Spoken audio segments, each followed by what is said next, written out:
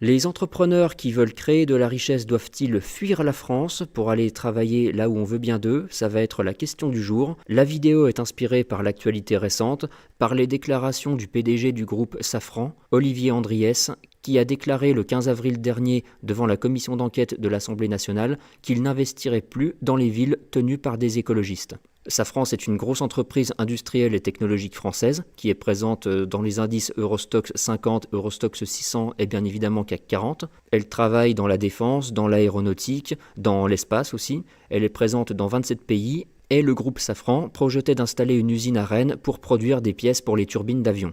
C'est un projet qui a été validé à la fois par la région et par la mairie. Il était question de créer 500 emplois. Les élus écolos de Rennes ont bien évidemment rejeté le projet. Ils ont notamment déclaré que l'aviation n'était pas un secteur d'avenir. Pour comprendre cette réaction, il faut bien garder à l'esprit que la lubie, la marotte des écolos français, c'est la décroissance, c'est-à-dire la réduction de l'activité économique, donc la réduction de l'activité industrielle, donc la réduction des emplois et donc l'appauvrissement. Quand les écolos déclarent que l'aviation n'est pas un secteur d'avenir, au moins ils sont cohérents avec leur doctrine. Ils veulent limiter les déplacements des gens, limiter le travail, limiter la création de richesses, donc au moins ils sont cohérents. On ne peut pas leur reprocher d'être schizophrènes. À Rennes, les écolos estimaient notamment que le projet de Safran était incompatible avec l'urgence climatique. On ne parle plus vraiment de réchauffement climatique, ni même de changement climatique, là maintenant c'est l'urgence climatique. Comme ça, c'est un grand fourre-tout dans lequel on peut mettre absolument tout et n'importe quoi, et ça permet de justifier toutes les régressions.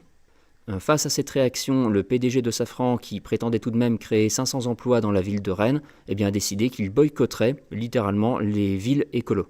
Mais il faut aller encore plus loin, il faut carrément quitter la France. La France n'aime pas les créateurs de richesses, elle n'aime pas les entrepreneurs, elle n'aime pas les gens qui inventent des nouvelles technologies. La France vibre devant la misère. La France aime les miséreux, les cas sociaux, les gens qui dépendent des aides sociales. La France déteste les gens qui sont autonomes financièrement ou qui prétendent devenir autonomes. Elle déteste les créateurs d'emplois, les créateurs de richesses. Si vous êtes un entrepreneur, un inventeur, vous êtes littéralement une figure diabolique en France. Et pas seulement auprès des écolos, auprès d'une large partie de la population. En revanche, si vous êtes un cas social qui dépend du RSA ou de n'importe quel bouquet d'aide sociale, alors là, vous êtes littéralement le Messie, vous êtes un envoyé du Seigneur et les Français ont à cœur de vous protéger, de vous valoriser, vous êtes vraiment le bien incarné.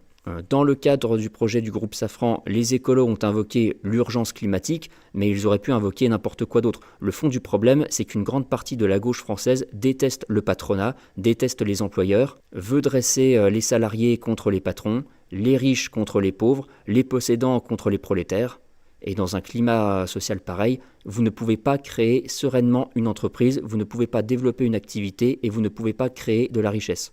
Dans la réalité de la vie quotidienne, ce sont les entrepreneurs qui créent de la richesse, qui inventent de nouvelles manières de produire, de nouveaux produits, et donc qui créent de la valeur. A contrario, le fonctionnaire, l'élu écolo de base, lui, il ne crée aucune valeur, il ne crée pas de richesse, il vole la richesse aux entrepreneurs et aux créateurs de valeur, à travers l'impôt notamment, pour dépenser cet argent et pour créer de la dette. Si je devais résumer mon propos, grossièrement, je dirais que l'entrepreneur construit le pays tandis que le fonctionnaire, lui, le détruit.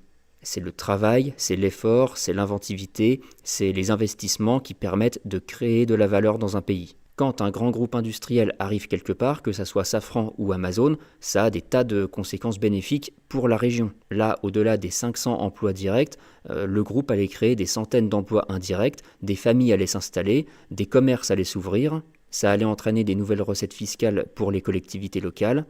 Pôle emploi et la mission locale auraient pu mettre en place des systèmes de formation et d'insertion pour que les gens se qualifient et pour qu'ils trouvent du travail. C'est tout le tissu économique local qui allait se densifier autour de l'usine. Ça, c'est ce qu'on appelle le développement local. Et le développement local, il se construit avec des machines, avec du béton, avec des gens qui travaillent et avec des gens qui investissent. Avec des formations qualifiantes, avec des fiches de paye, mais pas avec des lubies d'écolos. Et le grand paradoxe de la gauche française, pas tant des écolos, parce qu'eux, ils veulent vraiment déconstruire le pays, mais la gauche française, d'une manière générale, reproche aux entreprises et aux grands groupes industriels de s'enrichir et de ne jamais redistribuer les richesses produites, mais par contre, quand un groupe prétend ouvrir une usine quelque part, alors là, vous avez une montée au créneau de la gauche la plus bête du monde pour torpiller le projet. Si on doit faire le bilan de l'agressivité des écolos de Rennes, tout ce que va entraîner leur posture idéologique, c'est un creusement des inégalités, une pauvreté qui va se développer encore plus.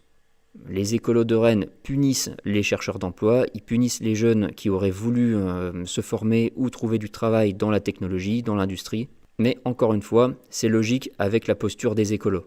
Mais encore une fois, c'est cohérent par rapport au logiciel intellectuel des écolos, qui ont un vrai projet cohérent, profond, de décroissance et de destruction de l'économie locale. Les écolos reprennent la logique anticapitaliste de la gauche française, mais ils la poussent encore plus loin. Et malheureusement, ces gens-là sont puissants, bien organisés, et ils sont pas prêts de disparaître tout de suite. Donc les entrepreneurs qui veulent créer de la richesse, qui veulent créer de la valeur, doivent entreprendre ailleurs qu'en France. Parce qu'en France, vous aurez toujours des écolos pour vous mettre des bâtons dans les roues, pour torpiller vos projets, pour détruire toutes les initiatives. Entrepreneurs, fuyez la France. Je vous souhaite bonne chance et je vous dis à bientôt.